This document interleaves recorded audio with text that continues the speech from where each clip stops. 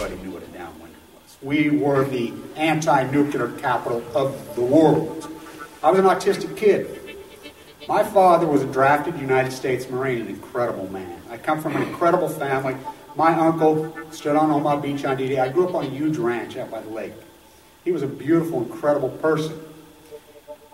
He was at Pendleton, combat ready, and they were human guinea pig. They were marched into the trenches in Nevada. They're called atomic veterans. He nearly died at the blast. Between 1951 and 1968, we had 300 open-air tests. Well, as different scientists started to write about this, Wallace Stegner was at the University of Utah at the time. I got to know him. Edward Abbey was hanging around there. I got to know him. I got to know all these environmentalists, and I was an environmentalist, and it was a passionate, intense subject matter there. All nuclear fighters, all hands on deck, all hands on deck, all hands on deck. All nuclear fighters, all hands on deck, all hands on deck, all hands on deck. They'll be calling you a radical.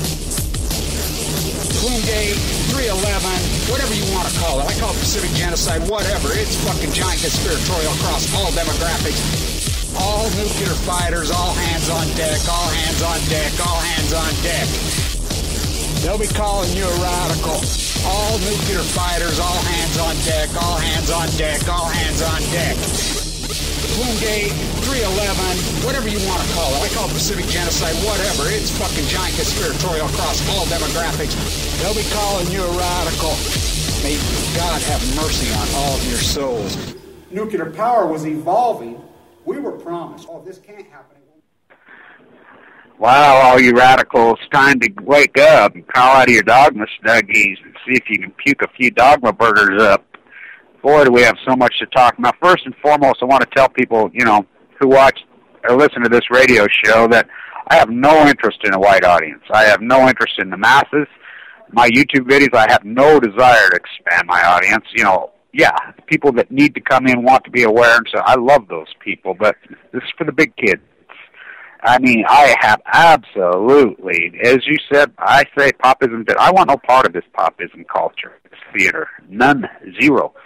This is an important crowd that has been assembled. What we're doing incredible important work because the PhDs that exist, the few of us that are left are actually, that go into the theater have been blackballed from the university community, have, the people that used to do the work, the investigative journalists, the artists, the real PhDs, the real salt of the earth community, they're all gone. They're all gone. The museum's gone. It's all gone. It's been popism capitulated.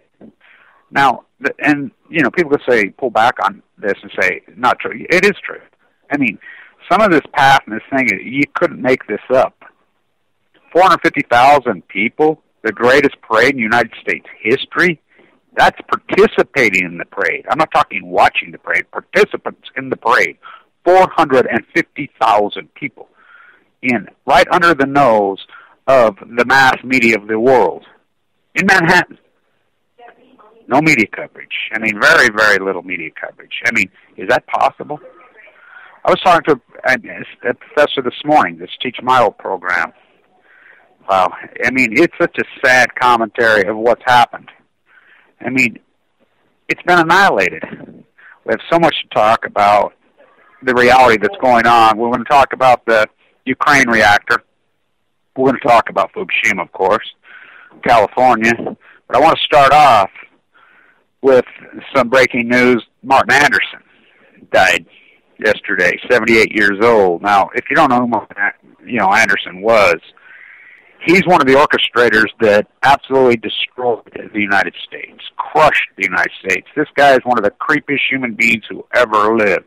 The last interview I saw with him a few years ago, he went on a rant that everybody should move to North Dakota because there was a boom going in the Balkan, which that leads me to the reality of what's going on in the Balkan. Nelson Bucker Hunt would be rolling in his grave, huh? Boy, he checked out at the right time, didn't he? So, what we've got going on is the fact that oil is reeling. okay, oil is finally freaking coming back to reality. People think, oh, it's being frickin', and don't you love it? Fox News, it's, oh, okay, okay, all right. So what's happened, and I mean, the whole world's coming to the end, the economy's coming to the end because oil goes to $160 a barrel, goes off the hot, goes saying, what a crazy, sensationalized time. So, the world's coming to an end, now it's going down. No. Let's talk about this. This is the best thing that could ever happen to the so-called economy. The best thing that can happen. Second best thing. First best thing, put our tariffs back and start incarcerating white-collar criminals. Put the banksters, the looters in prison, which is going to happen. It'll happen. Probably after we're all dead, It'll be like Pompeo over there in Cambodia. We want to try him when he's 85. Why didn't you go after him 30, 40 years ago when he committed the crimes? I mean, it's amazing to me how long it takes culture to catch up. So, oil is reeling down to 45. What a dramatic drop. Just coming back to equilibrium. By the way, and this is very, very important, and I hope all you fainting goats can listen up. I mean, people want to jump me in with all the doomsayers and the doomcriers when I'm absolutely not that. I'm talking about the reality of Fukushima and cancer, which is going to kill millions, which already has killed over 1 million people. Well, probably millions. Genocide in Syria already happened. But when it comes to the economy, I've been dead on. I've been Cassandra-like again. So we've listened to Max Kaiser. We've listened to Gerald Celente. We've listened to Alex Jones. We listened to 99.99 thousands and thousands of YouTubers out there with their babbling buffoons that the dollar's going to crash. The dollar's going to crash. So we hear 5 years. The dollar right now is making 9-year highs as we speak. Good sign? Very good sign. Incredibly good sign. $1.19. Wow. It's amazing how healthy the dollar's getting. By default, dead cat bounce, it's coming back to freaking equilibrium. Let's get real about this situation. Okay, 2000. I think so. Let's go back to the reality. Go back to 2000. No inflation. I mean, I think it was such an incredible time in America. I mean, I was a plasterer for all those years. I remember, from I started in the 70s. A bag of cement cost in 1999 the same thing it did in freaking 1975. It was amazing. What's that come about? The Volcker Fed? Absolutely, the Volcker Fed. We took our classical medicine. Guys like Mark Anderson were slowly unwinding this freaking country. Milton Friedman, Martin Anderson, Alan Greenspan, this cabal of freaking sick, mentally ill, schizophrenic, afraid of their own identity, sick bastards. Sick. This trickle-down economics, they went to the royal system, which America always stood against that system and proven over and over and over. Yeah, that system will benefit a few and not like the masses, which America was always the opposite. But we always had the Democratic Party to stand up for that, the great progressive party, stand up for the working class. Then a guy came around named Bill Walker Clinton. Wow. Arranged marriage to Hillary Rodham, the Royal House of Windsor. It was an arranged marriage. You do know that. Why do you think, my girls used to call Jennifer Flowers freaking tits? That's what he used to call them. Why do you think she don't care? She could care less. She don't give a shit what he does. It was an arranged marriage, just like in the old freaking royal system. Ross Perot warned us, he warned us. Whoosh. Yet the American populace is willing to go with it. It's just like my YouTube videos. I put up a YouTube video, and I allow people to comment on it. I mean, do you think some of the there's some virulent comments, do not kid yourself, and it's part of the art. It's part of the genre. But you think about it. Hey, dude, man, what?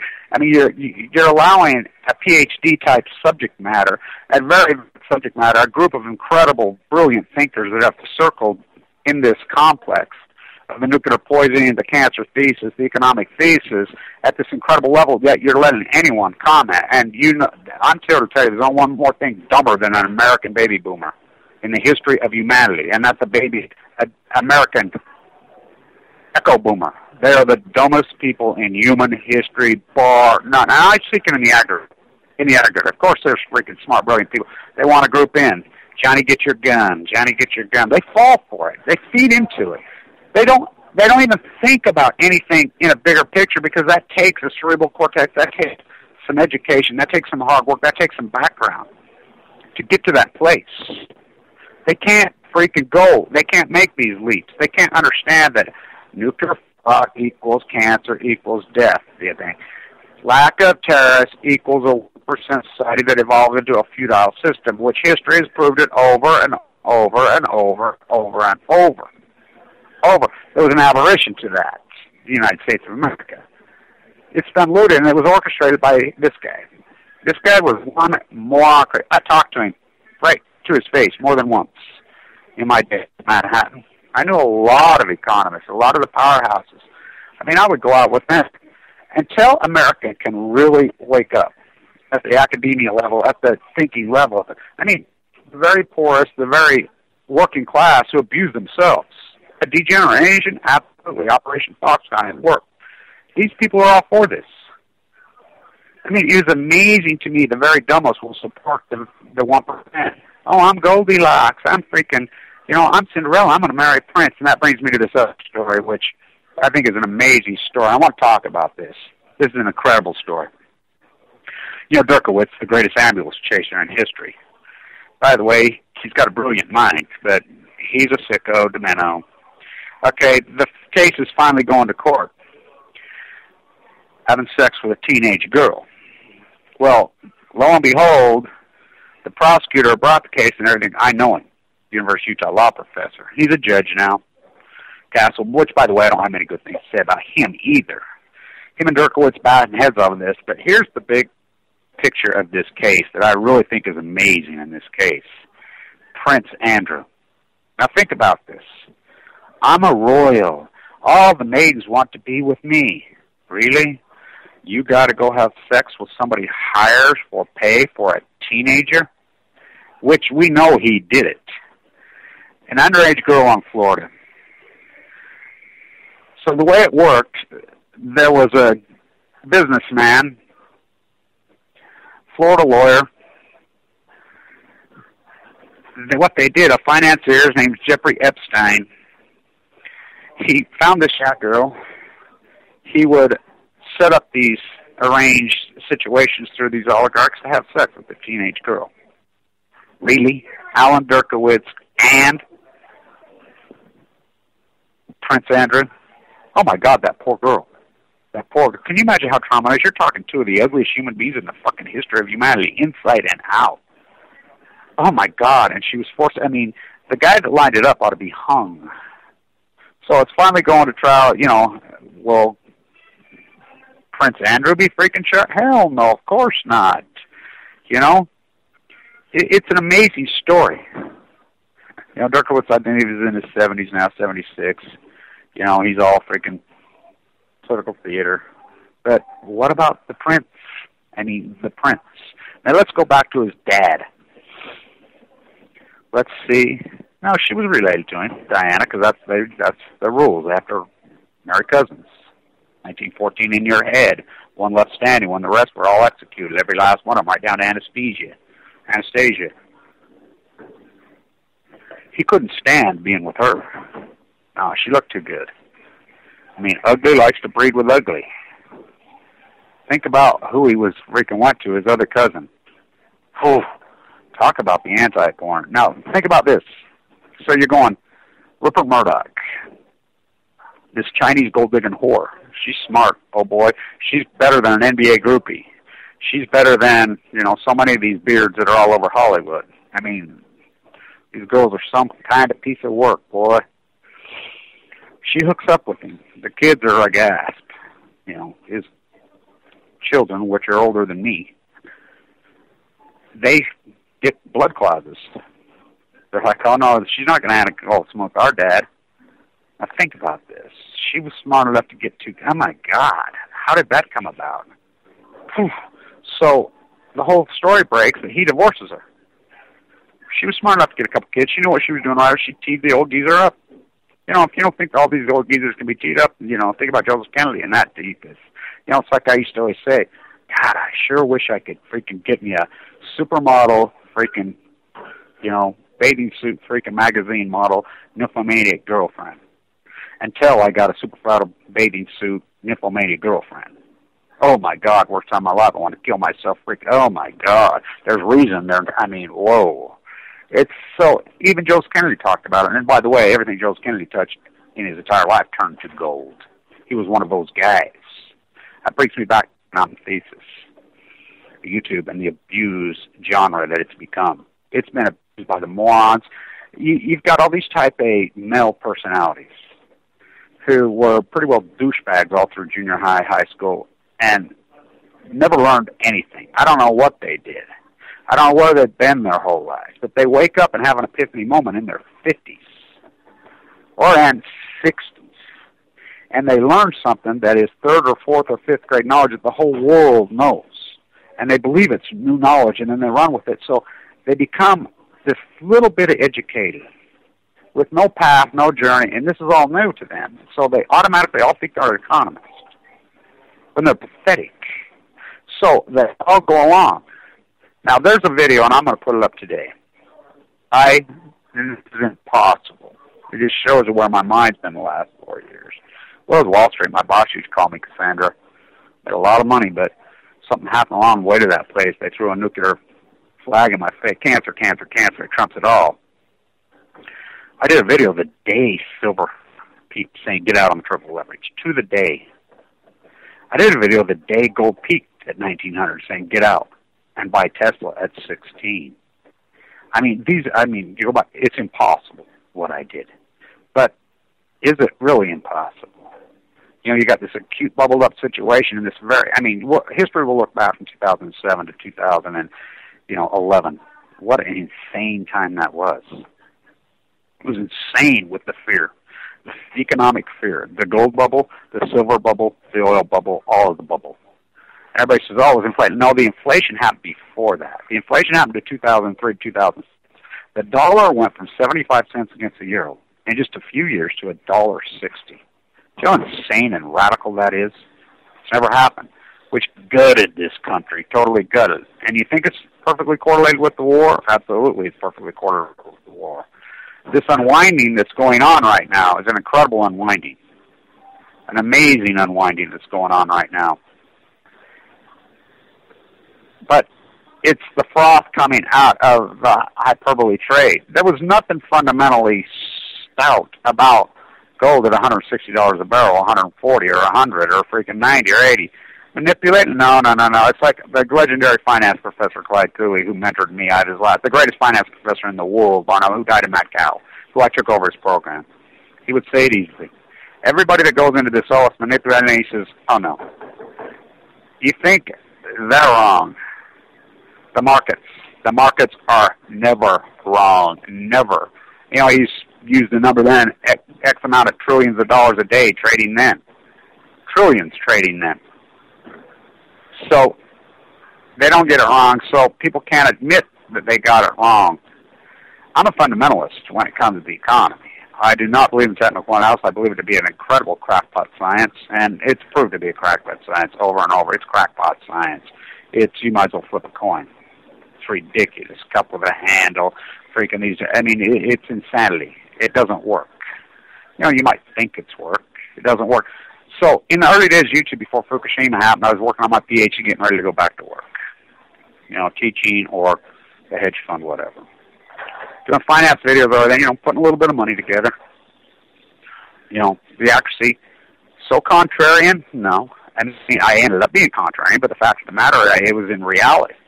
I'm like, silver's ridiculous. There's no fundamental fact. Oh, God, we're using it. No, there's no use for the shit. Gold, there's no use for gold. Never has been. We don't use gold. Oh, the Indians buy it up. They love it. Well, yeah, making that 37 cents an hour. If they work their whole lives, maybe they can buy a little bar. It's all freaking fear. Fear, the economy of fear. I have very much hope that this is capitulated, the fear complex. Now, it's been a very acute situation as of late, the cops killing everybody left and right just because they've fallen for it, too, because they've been over-empowered. The empowerment to the low IQ freaking thing, there's plenty of good cops. Do not kid yourself. Lots of good cops. But they've been caught up into that herd mentality of the fear economy. You know, these the military-industrialized complex has shoved this down their throat through political theater. My guess the next 2 years of political theater is going to be a freaking joke. It's going to be a disgrace. And I really believe we're going to see the capitulation. Neil Love. Boy, if you knew anything about her, you would laugh that she's a United States Congressman. Rob Bishop, you would laugh that these people are congressmen. I mean, these are very low IQ, ignorant, dumb people. Very, with no formal background, no business background, no nothing. And their hyperbole and their freaking rhetoric is just, Fox News just feeds them like the fainting goats that they are. There's no thinkers. It's going to come to an end. I mean, and people think, oh, it's going to be the stock market crash. I want to talk about this economically. So, you know, I've tried to help people along make some money. They want to listen. I know plenty of people that bought Tesla on my advice at 16. You know, and if you got Tesla at 16, why didn't you get out at 200 or 240? How much do you want? If you bought silver at $5, why didn't you get out at 45 or 40? I mean, how much do you want? If you bought gold at 230, why didn't you get out at 1900 or 1800? How much do you want? These things don't go straight up forever, and that's an incredible score, especially in a commodity-based freaking market, let alone a freaking equity. What do you want? Fundamentally, now, I always talk about Apple, those scumbags, but think about Apple's balance sheet.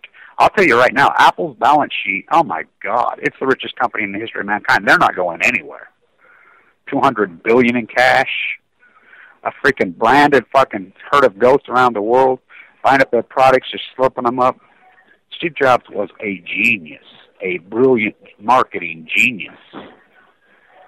Evil prick? Oh yeah, he didn't care. Self-indulgent asshole. I'm going to tell you a little story about Steve Jobs right now. People always talk about his turtleneck and his clothes, and I think, well, you know why he wore those all the time? He would never change his clothes. He afraid to wash his clothes. He wouldn't take showers. He wouldn't take baths because he understood the skin. He knew deep down in his psychology, I think that's how brilliant he was. He knew about Santa Susana. He knew that he was playing with those computer parts inside Hewlett-Packard's freaking garage as a boy. I think subconsciously he knew he had a predisposition. He was the most militant anti-cancer freaking nut in history. I mean, he ended up, it took him. One of my doctors was his doctors.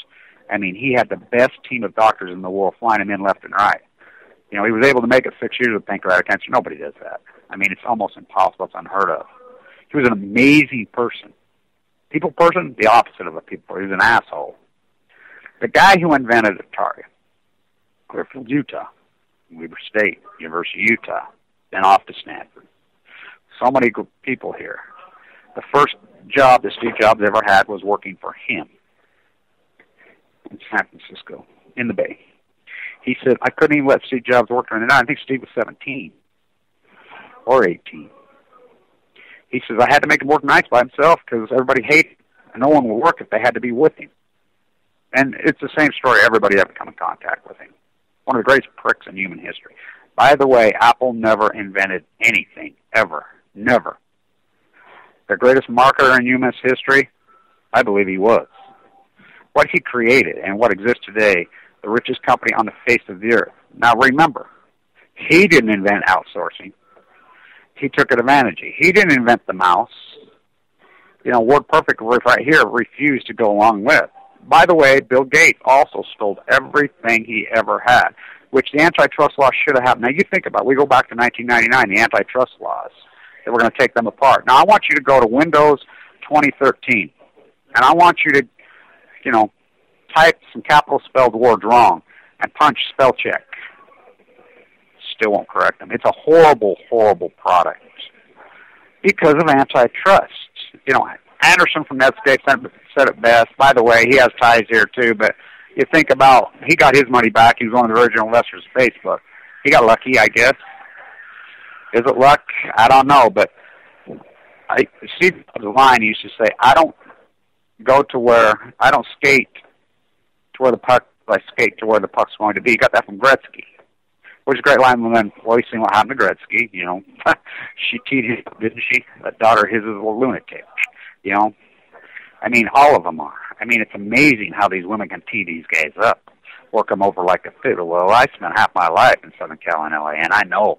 I mean, go to the track, go to Del Mar, go to San Diego. You see these plastic females in their 30s, maybe in their 20s, walking around 70, 80-year-old men like it's commonplace. I mean, it's so vile and disgusting.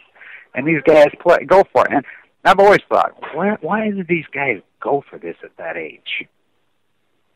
You know, they're doing what we did as young men when we were 18, 17, freaking 19, 20, 21, 22. You know, I guess they missed out.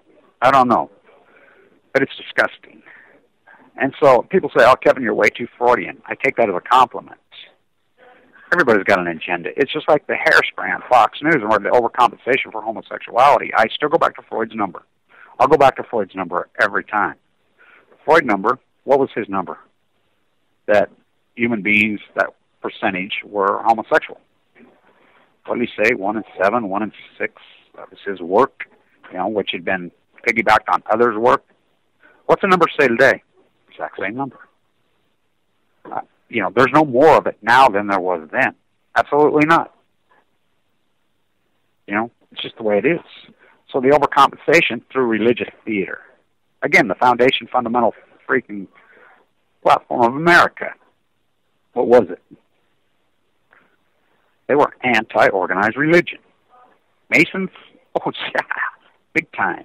But the fraction in the Masons, they fractured. The Masonic fracture. I mean, it completely fractured. It was them against us. I mean, it was a fight, a major fight. And Hamilton won the fight. Scottish royal bastard son. It was one of the greatest geniuses in world history, and he got that way reading Greek tragedy. Then he became a Greek tragedy.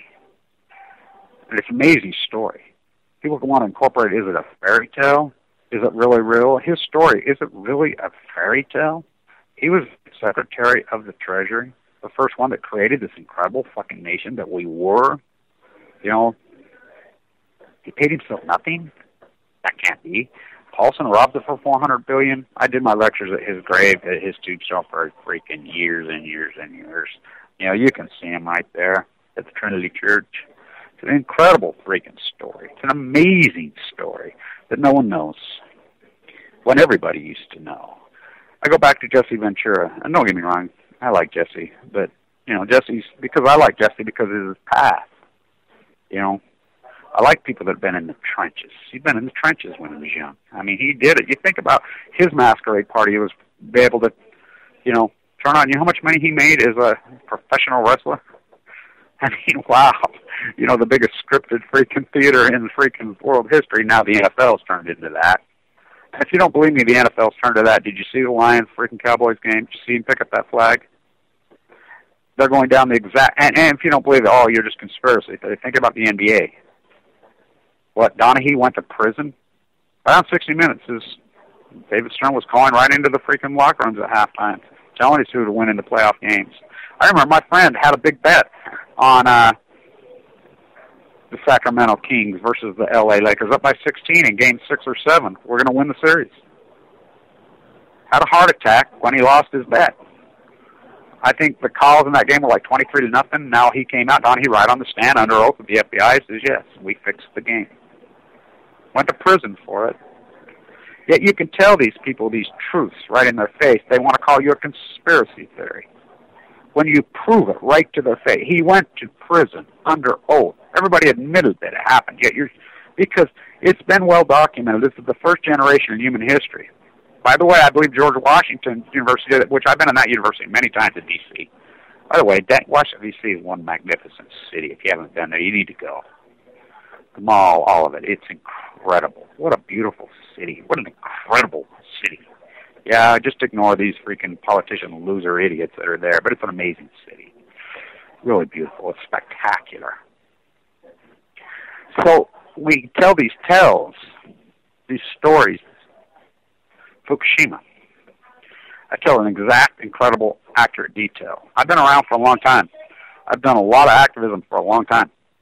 I changed tactics a long time ago. I was raised by the likes of freaking Edward Abbey and Wallace Stegner. They knew what I know. The soft, passive-aggressive, You can never fight the bully that way. And do not kid yourself. General Electric, Westinghouse are the greatest bullies in human history. So you got your Kevin Camps of the world.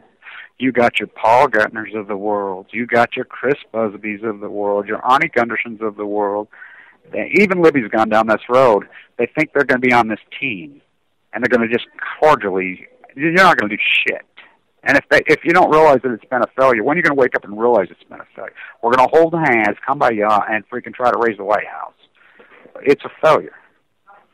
Because these are bullies. They laugh at it. You have to punch the bully in the face. You have to fight. You have to be willing to fight the bully. That's a tough gig. That's a very tough gig. They will kill you? Oh, hell yes, they will kill you, Karen Silkwood. Are you kidding? By the way, I think it's such an incredible story. And Meryl Streep really should be disgusted with herself. Why is she not making a statement on this? You know, Nora got cancer exact same time I did. You know, and everybody used to say all the time, Kevin, you know, people that are inside the circle, you know, YouTube hadn't blown up yet. People didn't know who the hell I was because, you know, there was in the hardcore activism group of Utah and San Onofre in California, you know, they knew me, but had no platform. You know, in the academia world here, you know, they knew me at our university, and the media knew me here. They blackballed me because I play hard. I play tough. You know, I fight the bully. I want to fight the bully. You know, I'm willing. As David reached into the bag and he slung the stone, and the stone struck the giant in the forehead, and it embedded in the giant's forehead, and the giant fell to the earth. Is that a fairy tale? Huh. Is that a Lambert? Huh. You know, is Leonidas, is the Spartacans, is Cassandra's offspring, is that all a fairy tale? Well, I'll put up a video today and I'm going to talk about this. Is it a fairy tale or is it a reality? Was Hamilton a fairy tale? Was George Washington a fairy tale? Was Abraham Lincoln a fairy tale? Was FDR a fairy tale? Was John Kennedy a fairy tale? Was Bobby Kennedy a fairy tale? Was Martin Luther King a fairy tale? Why is it those are the ones who live in infamy forever? Is it because they were taken? You know, it has to take the tragedy of the death? Maybe. I don't know. Are there legends who live to be old? Yeah, Pablo Picasso. But you got Michelangelo. Oh, did they stand up? Is Pablo Picasso, is Michelangelo a fairy tale? Are they a Lambert? Oh, no. Hell fucking no. How about Andy Warhol? How about Jackson Pollock? Nothing sense. Because they understood. They understand exactly what I understand. The fine line between mythology, fairy tale, Lambert, and reality. Oh boy, is that a freaking delicate area. That is the area that helps you survive cancer. That's the area that great literature, that's the area that great art, that's that spot. Dreamers? Oh, hell yes, the biggest of the dreamers. The great big open mind on the wide open landscape that just dreams it. Hamilton said it over and over and over. He used to quote Leonidas. He would quote Achilles. He would quote Apollo. He quoted Cassandra. Did he hypothesize his own death? Big time. Look at the note he left his wife. You know, think about him. So open, so honest, so transparent. You know, his son. He taught his son. His son was killed before he was even killed. And it's very well documented and proved that they both missed on purpose. Now you think about Hamilton leading the Battle of Brooklyn. Right there, you know, right over there by Fort Greene. It's amazing, amazing fucking story. I love that spot. You know, there's Walt Whitman right there too. Wow.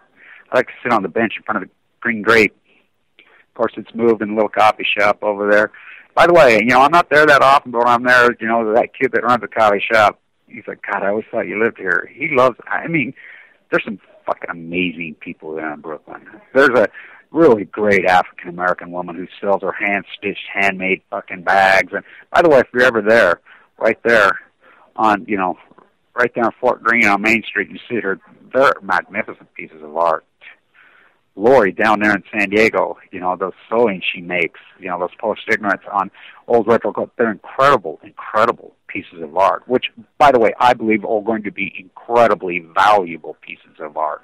I think it's some of the most powerful art ever being created through this little post-ignorance group in the future, and not that far away. So economically, if you want to make an investment, oh boy, I'd be buying them up. There's a lot of really amazing fucking art out there right now. If you don't believe YouTube videos and digital can be art, you really are fucking naive.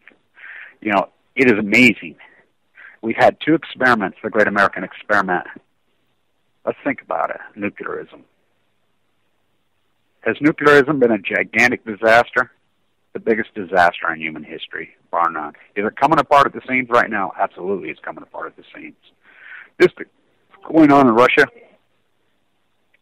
Now, I've been trying to dig in to where these incredible, incredible freelance journalists got these emails. You know, on, you know, Christine McPherson, who reported this, the Global News Network, whatever. I'm going to track it down, and I'm going to give them credit because I don't know who was the first to get that out. But I'm telling you what, it deserves a Pulitzer Prize. I mean, they deserve a real Nobel Prize, whoever is the one. And who I believe the leak came from an employee's daughter, from what this is, you know, all third, fourth, fifth hand. Whoever leaked that, oh my God, what a humanitarian. Wow, you know what kind of guts that takes? Wow, this is the real good old-fashioned, and they're all doing it for free. Jules, who runs this radio station. Let's talk about Jules and Christina Radchick in the early days, their radio show. You know, they're probably responsible for saving thousands of people's lives. They were warning people in the very early days, and not only that, they were not just warning, they were talking about precautions and how you go to it. They were talking about drinking the fruit juice and keeping the immune system, you know. I should have listened to them more, huh? You know, Christina's work on the flight. Now, the different people, and I want to say this, if you're regurgitating a YouTube video and you're not giving credit, that's what literature does, by the way. And that copyright exists for a very good reason. For not to list your source, where you got it, and not talk about your source is not only criminal, it's the worst karma. Look, I'm a writer. You know, I go all the way back from the bloodlines of fucking, you know, from the Thesis and the Place. Bernard DeVoto, absolutely, right here. Fama Cabra, some of the greatest writers in fucking human history are my people, my place. I understand. Literature is the fucking heartbeat of all humanity. And I understand. It is absolutely taboo to steal someone's work. To use someone's work on you, absolutely. That's what we do. That's great. But if you don't quote your source, and you don't talk about your source, I'm here to tell you, and it's been proven over and over and over and over, good things will not happen to you. Just like I'm telling you, horrible things will happen to you. And your soul will be sucked in. I mean, I consider it to be some of the greatest kind. To steal original content from someone is beyond fucking evil. It is beyond sick. It is the ultimate fucking sin. Talk about older people's lives. So, first off, the flight. Who reported the flight? Who reported that he was on there? And the Amsterdam thing. Let's talk about Laurent Monet and Christina Radchick. They have worked for months on this before it happened. You know, the Winger Effect Project, whatever. They had this all well documented, put together before it even happened. They had it out right here, right now, handed to me on a silver platter, which I talked about. I'm the first YouTube that went up. Of course, others regurgitate it in their contemporary fashion. And again, I do not want the masses. I do not want the fucking goats. I don't want the fucking dogma fucking burger eaters. I want the open-minded. I mean, this branded. Until you understand the philosophy of tariff and antitrust law, until you understand the power structures there be, I don't want to fucking hear from you. When I was in, you know, by the way, John Anthony Fairhurst, who started the Million Mass Man March, and myself, I mean, these things were cooked up by us all on the internet. These, you know, so many of these hardcore movements, you know, right out of my brain, right out of some others' brains as we've got together. That's the beautiful, you know, working together with this has been so great. But when we get into the streets and we protest and we do our thing. Yes, it's important to understand the problem, which so many do now. It's great. But you have to understand history, and you have to understand the solution. It's not your lungs this time. Even your ambulance driver, even your surgeon says it's much too late. It's your heart. It's your fate. It's the non-caring of others. It's the individual, as Martin Anderson, these creeps, when they orchestrated this and put this together, this is some of the creepiest human beings. They rank right there with Taylor and Lawrence. And I'll never forget at San Onofre, standing in the hearing this time, which I've done so many times, in critical condition. You remember on 2/12/13, that incredible hearing on San Onofre when I was kicked out before I was even allowed to speak, those fucking pricks. But this year when I'm standing there, and hopefully it's up online by now, I've got some really great, after I went on my rant, I have Lori's rant, but the camera's all fucked up, you can barely hear it, but they have it, and I think it's online now. There was the son of one of the original Manhattan Project scientists. He's on that video. He and I had a long talk. Wow.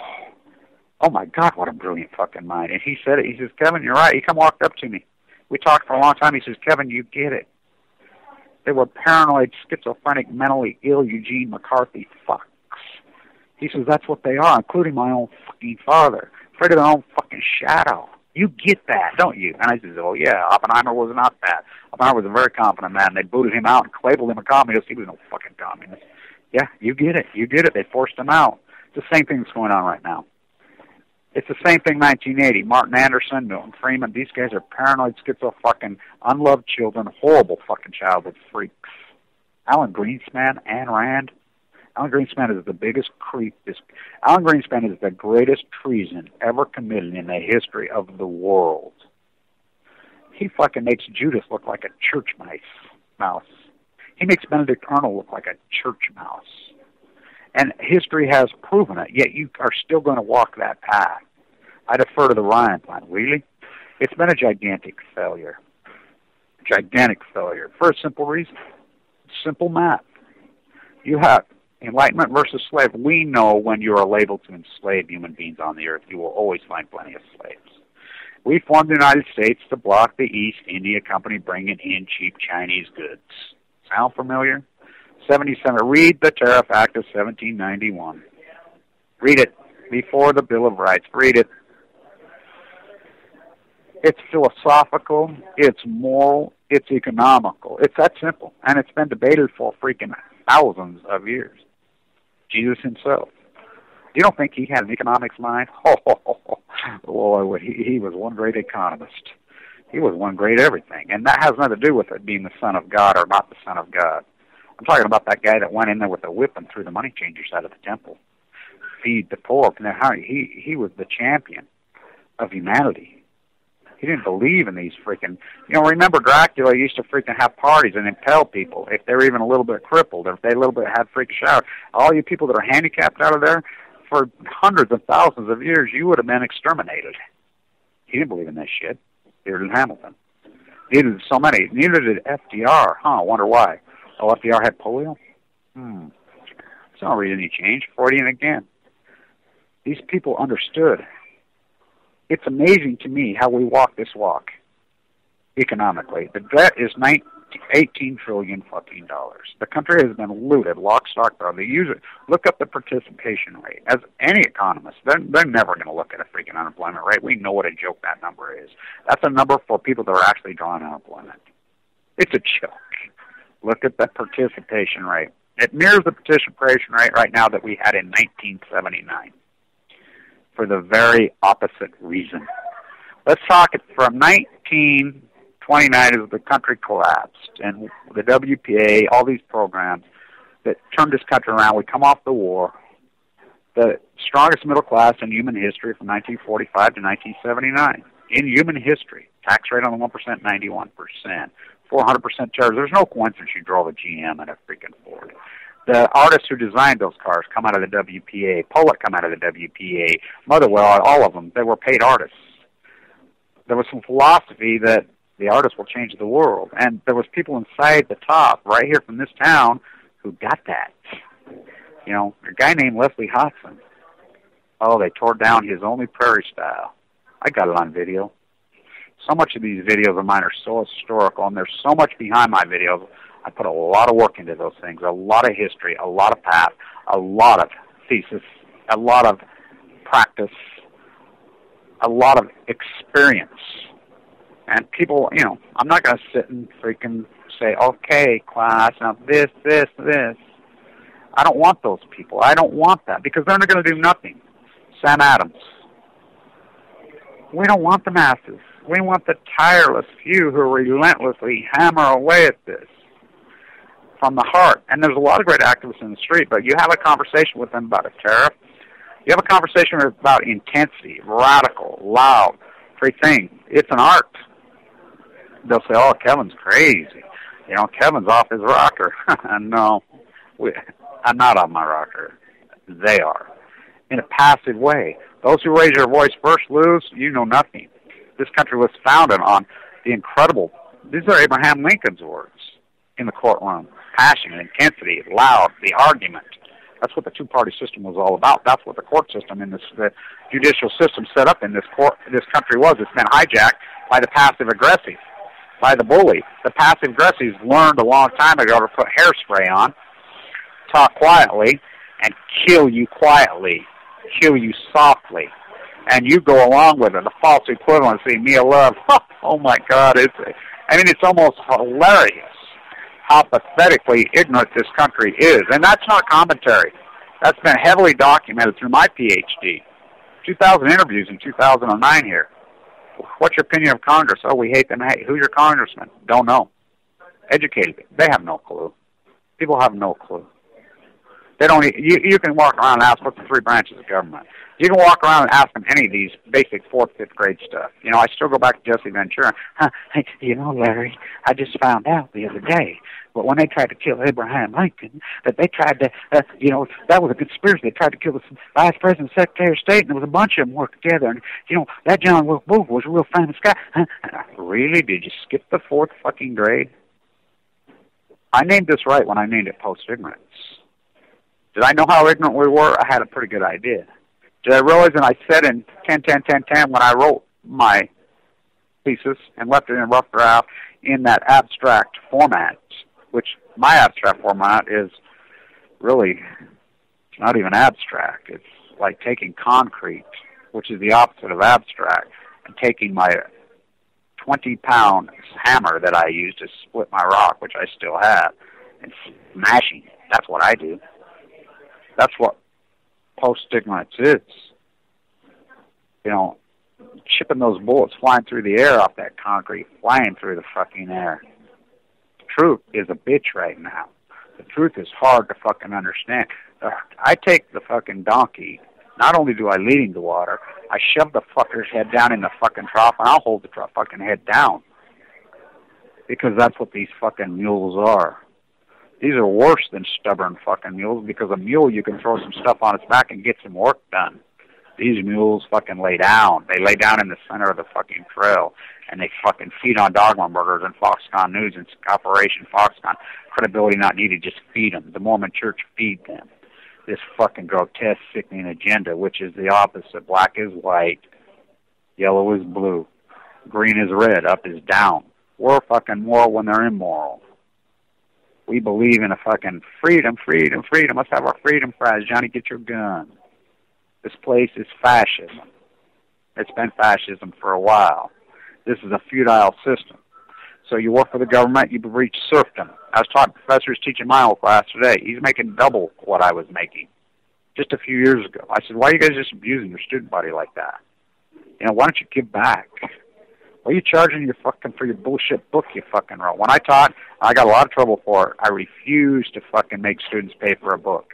I would use whatever book. I would find old fucking incredible fucking books. I used to have this great big American Civilization book. It was written in the 50s. It's a beautiful book. And I would order in copies of it. I would pay for them. Put them in the library. Go check them out. If you can't afford one, I'll give you one. But they abuse their student body because they become cash cows. They're not think places anymore. I would not recommend going. My daughter's getting ready to start. I'm like, why are you going? What's the point? They don't teach anymore. It's a fucking cash cow to rob and abuse their fucking children. That's, you know, and they ain't even children. Somebody says, oh, you're teaching our children. Universities, children? I thought we were adults at 18. But think about the people that are accusing that. You're the 60, 50-year-olds who are children. They never grew up. This is a country of a bunch of overgrown, spoiled, rotten fucking 8-year-olds stomping their feet, fucking crying. Oh, we're mad, we're mad, we're mad. Have no clue why they're mad, and definitely have no understanding of the fucking answer, but yet they think they do. Isn't that the way a little kid is? A little kid thinks the whole world revolves around him. It's his whole fucking world. And mommy says, you're the smartest kid in the class because my mommy said, when they're dumber than fucking dirt. They have no fucking background, no history, no nothing. I'll tell you what's insanity, fucking majority rules. Which, if you think majority rules, oh my God, what a fairy tale that's turned out to be. There was a time in this country when the populace had the field. They relinquished the field, and it was a guy like this guy right here.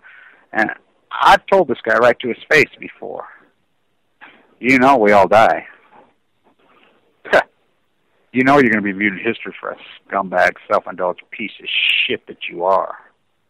Like I said, look up the participation rate. I want you to look it up. You think half the working class population, this is people that are fucking can work, half of them are not working. Oh, some of them are working for cash. Just like the border. We never had a border. We never had a fucking border. The immigration problem, whose fault is it? The guy paying cash. You, the homeowner. Guy shows up at your house with a crew of so-called illegals, exploited labor, he's abusing the fuck out of them. You'd have got shot fucking 30, 40 fucking years ago with a rifle, not a handgun. They'd brought out their Browning shotgun, double-barrel fucking hand engraved that they had hanging over the fireplace, and they'd have fucking shot you, run you off the... Well, they wouldn't have shot you. They would just threaten you to run you off. Probably would have had some rock salt in there, shut you in your ass. But not now. Oh, you're all for it. Oh, look at these. I'm better than them. I'm broke off my ass. Look at my Botox. Look at my fake breasts, honey. Look at them hair extensions you got. Oh, we have those slaves make our rooms when we go to Vegas. Oh, they're able to pay cash. Oh, look at this construction crew. They put up fake rock, fake stucco on our house. Oh, look at that. Oh, we have this big piece of fucking molded up junky-ass shit we call our fucking house. Look at these slaves, honey. They don't realize that it fucking totally erodes your community. Not people make any money are firemen and cops. Oh, they're heroes. They're heroes. Fuck, they're New York City firemen. There ain't no fires in New York City no more. Free money. You just keep throwing more at them. These fucking cops are bored. What's his name told me the other day? He says, you know why 9 million of us show up on everything then? Because we're bored. We ain't got nothing to do. You know? You keep throwing them more fucking money. What's Gandhi's philosophy? The root of all evil. What was one of his pillars? I think he got it right. It was clear back the fundamental foundation of fucking thought through Buddhism, through all these fucking isms. Wealth without work. Creates a horrible society, yet we have so much poverty going on in this country right now. Incredible poverty that's going on in this country right now. Yet people are willing to fucking eat it up. They think they're on the winning team. They're on the losing fucking team. We'll stay on this. My guess is gold's going to completely unwind. Silver's going to completely unwind. I think they'll follow oil. Now, well, I don't know that I'll be right on this again. I don't know, but I have been right in the past. Then, I believe that real estate will be the next pillar to come down. It's called deflation, and the Fed has no tools. They shuttle everything. Devalue the currency, reset. They already did that in 2003. The currency is getting strong. It's a good sign. Deflation is good for the slaves, bad for the slave owners. Oil coming down is good for the slaves, bad for the slave owners. There's some good things happening. Even in the nuclear cartel, the great activists, they're starting to unite. And they're starting to expose General Electric and Westinghouse, these criminals. And I'll tell you what, I'd hate to be an executive for Westinghouse and General Electric right now. Well, I'd be running and hiding and changing my identity right now because the walls are fucking tumbling down right here, right now. They've been able to orchestrate this theft and this corruption and this mass murder of the pot. Is it eugenics? Look up John Holden. I'd hate to be Professor Berkeley right now, too. You've played along. The walls are going to come tumbling down. Oh, are they going to come tumbling down? I want you to look up this article about this young girl, Dirkwitz and Prince Andrew, having sex with a teenager. It's amazing to me how these things play out over and over and over again like this. It really is amazing to me how history continues to repeat itself over and over and over. And it is Freudian. And we go back to the same thesis. And and the American officers always waylaid. They missed this boat in 2002, 2001, 2003. They completely missed the boat. Yeah, if you'd have bought fucking gold at 200, got out a 17 agent, I don't know anybody that did that. No one. I don't know one person that did that. I know people that bought it there, still got it.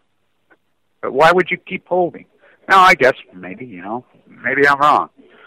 I guess we'll see. But when I see oil fucking unwinding like this, because it was all a froth trade.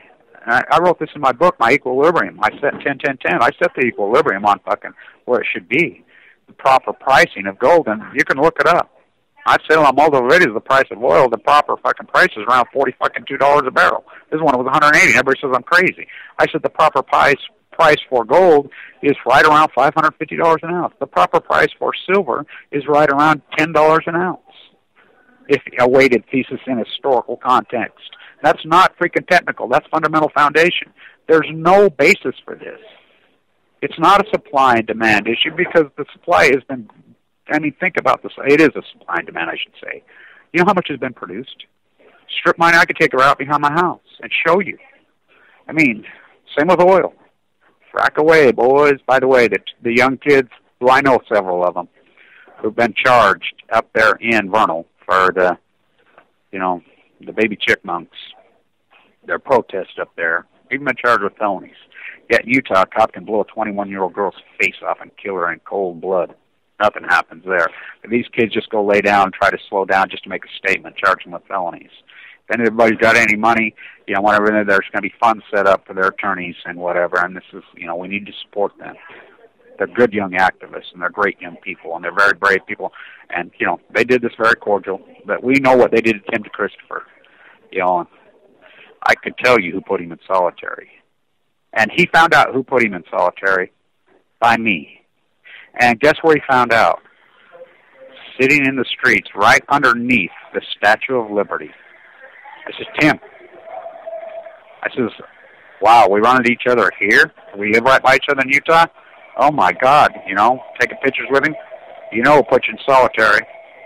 Oh, I told him who put him in solitary. And he says, oh, my God, really? And I says, yeah, and I can prove it. So he knows. It's amazing, this path that I've walked with cancer. It's amazing, this post-ignorance journey. Is it a fairy tale? Is it a labyrinth? Is it a myth? Is it all Cassandra's offspring? Somebody says, oh, you're going to compare yourself to a cartoon? Cassandra. I got news for you. Cassandra was very real. Very real. So was Apollo. So was Achilles. So was the Spartacans. So are the people who thought they were immortals. Now, are the stories spun and made into a context that gets to us? Of course. Fairy tales, labyrinths? Are they? Boy, they sure stand the test of time. What about Hamlet? I got an uncle named Claudius. Oh, yeah, bloodlines from Denmark. And, oh, can I get into is this a country and western version of Hamlet? Oh, boy. On Balco. So, it is literature. My videos are literature. It's a book. And literature is always the power that changes culture, that is culture, that evolves culture. Ask Hamilton. He read Greek tragedy over and over and over. Ask Harriet Beecher Stowe. Ask Herman Melville. Ask Bernard DeVoto. Ask Mark Twain. Ask Anne Rand. Oh, we're there. Ayn Rand changed the world. For the best? No, for the worst. Stay in tune. We'll get back to this subject on Thursday. It's not a fairy tale. Cancer, death via cancer is not a fairy tale. Little things flying through the air that get into your body and kill you is not a fairy tale. It's not a labyrinth. It's a reality. Stay in tune.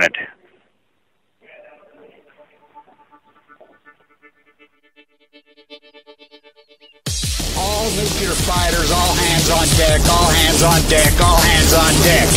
All nuclear fighters, all hands on deck, all hands on deck, all hands on deck. They'll be calling you a radical. Swingate 311.